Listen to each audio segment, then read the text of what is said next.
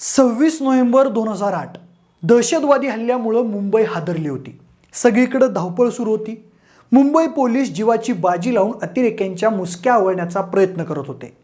दरम्यान Maharashtra anti terrorist स्क्वॉडमधील Hemant Karkare, विजय साळसकर, अशोक कामटे या 3 बड्या अधिकाऱ्यांना कसाब आणि इस्माईल या 2 अतिरेक्यांनी रंगभवन रोड लेनवर गोळ्या घातल्याची खबर आली आणि सगळा महाराष्ट्र सुन्न झाला. वायरलेसवरून ती खबर सगळ्या पोलिसांना समजली होतीच. एकूणच सगळी गोंधळाची परिस्थिती होती.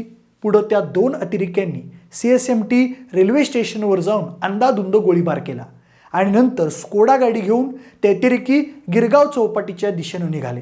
स्कोडा MH02 JP 1276 असा त्या गाडीचा नंबर होता. त्यावेळी सहाय्यक पोलीस उपनिरीक्षक तुकाराम उंबळे हे गिरगाव चौपाटीवर बीट मार्शल म्हणून आपलं कर्तव्य बजावत होते. वायरलेसवरून त्यांना ती खबर मिळाली. त्यांच्या जोडीला तिथं आणखी 2 सहकारी होते.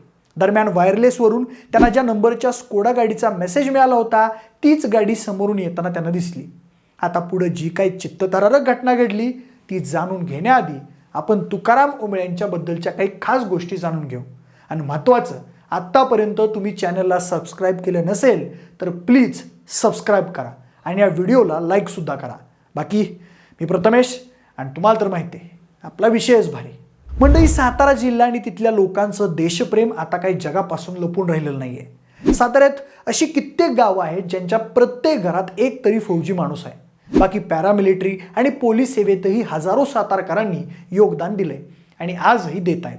देशसेवेचं असं बाळकडू मिळालेल्या सातारा जिल्ह्यातील जावली तालुक्याच्या केंडबे गावात तुकाराम गोपाळ उंबळे यांचा जन्म झाला होता. केंडबे हे डोंगराच्या कडेकपारीत वसलेलं छोटंसं गाव. गावात शेतीशिवाय उत्पन्नाचं दुसरं साधन नव्हतं. त्यामुळे लहान वयापासून तुकाराम उंबळे यांनी आपल्या कुटुंबासोबत शेतीची कामं करायला सुरुवात केली होती. इतकंच नाही तर गावकरी सांगतात की उंबळे हे प्रसंगी दारोदारी फिरून आंबे आणि भाजीपाला सुद्धा विकायचे. आता इथं तुकाराम उंबळे यांच्याबद्दल 2 वेगवेगळ्या गोष्टी सांगितल्या जातात. विकिपीडियावर तुकाराम उंबळे यांच्या नावापुढं एक्स आर्मीमॅन म्हणजेच निवृत्त सैनिक असं लिहिलंय. म्हणजे काही जणांच्या म्हणण्यानुसार तुकाराम उंबळे 18व्या वर्षी इंडियन आर्मीत भरती झाले होते आणि तिथं सेवा बजावून माघारी आल्यानंतर पुढं ते मुंबई पोलीस दलात सहाय्यक पोलीस उपनिरीक्षक पदावर रुजू झाले. पण काही जणांच्या म्हणण्यानुसार त्यांनी 18व्या वर्षीच मुंबई पोलिसात कॉन्स्टेबल म्हणून जॉईनिंग केलं होतं आणि 34 वर्षाच्या कारकिर्दीत त्यांनी सहाय्यक पोलीस उपनिरीक्षक पदापर्यंत यशस्वी मजल मारली होती. तुकाराम उंबळे यांची मुंबई पोलिसात अतिशय शिस्तप्रिय, वक्तशीर, प्रामाणिक, मितभाषी अशी ओळख होती. ते त्यांच्या वरिष्ठ अधिकाऱ्यांशी जितकं नम्रतेनं वागायचे तितकेच ते त्यांच्या इतर सहकाऱ्यांशीही प्रेमानं वागायचे. बऱ्याचदा ते त्यांची ड्युटी संपली तरी पोलीस स्टेशनमध्येच थांबून राहायचे. इतर पोलिसांशी संवाद साधायचे. तरीही दुसऱ्या दिवशी बरोबर टायमिंगला ड्युटीवर हजर राहायचे. मितभाषी स्वभावामुळे उंबळे यांच्याबद्दल तमाम पोलीस खात्यात त्यांनी आदराचं स्थान मिळवलं होतं. त्यांना शेवटची सर्व्हिस करण्याची संधी डॉक्टर दादासाहेब भडकमकर मार्ग पोलीस ठाण्यात मिळाली. उंबळेंची सेवा अजून 4.5 वर्ष शिल्लक होती. घरी त्यांच्या पत्नी ताराबाई उंबळे आणि त्यांच्या 4 कन्या असा सुखी संसार होता. सगळं व्यवस्थित चाललं होतं. दरम्यान 26/11ची रात्र उजाडली आणि एका झटक्यात होत्याचं नव्हतं झालं. तर आपण मगाशी कुठवर आलो होतो? कसाब आणि त्याचा साथीदार स्कोडा गाडी घेऊन गिरगाव चौपाटीच्या दिशेने येत आहेत याची तुकाराम उंबळे यांना माहिती मिळाली होती. वायरलेसवर त्यांना असं सांगण्यात आलं होतं की दक्ष राहा, गेटवे परिसरातून 2 दहशतवादी चौपाटीच्या दिशेने येत आहेत. त्यांच्याकडे स्कोडा MH02 JP 1276 ह्या क्रमांकाची गाडी आहे. त्या 2 अतिरेक्यांपैकी इस्माईल नावाचा दहशतवादी ती गाडी चालवत होता आणि त्याच्या शेजारी Ajmal Kasab AK-47 machine gun घेऊन बसला होता.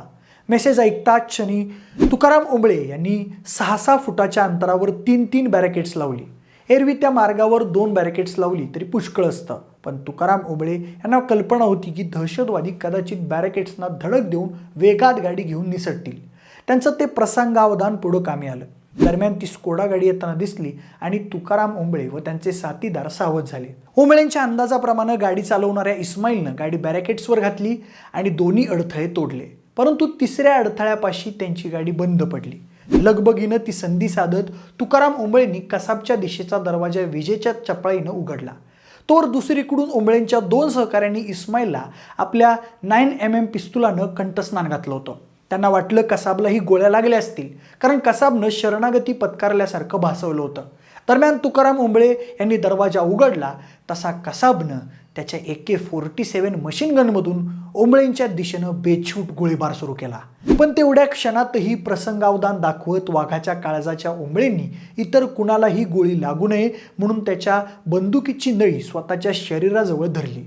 कसाब एकसारखा गोळीबार करतच होता. दरम्यान तुकाराम ओंबळे खाली कोसळणार असं वाटलं, पण तुकाराम ओंबळे यांनी हातात कोणतंही शस्त्र नसताना आहेत नाही तेवढी सगळी ताकद एकवटून कसाबच्या बंदुकीची नळी पकडून त्याला विळखा घालून गाडीतून बाहेर खेचलं. 20 वर्षाचा कसाब आणि जवळपास 50 वर्षाचे तुकाराम ओंबळे, ते सुद्धा जखमी अवस्थेतले, पण तरीही त्यांनी कसाबला इंचभर हलू दिलं नाही. कसाब हतबल झाला. ओंबळेंची पकड इतकी घट्ट होती की त्याला कसलीच हालचाल करता आली नाही. तोवर ओंबळेंच्या अन्य साथीदारांनी काट्यांनी मारहाण करत कसाबला पुरता जेरबंद केला. दरम्यान कसाब सापडला हे बघून तुकाराम ओंबळे धाडकन खाली कोसळले.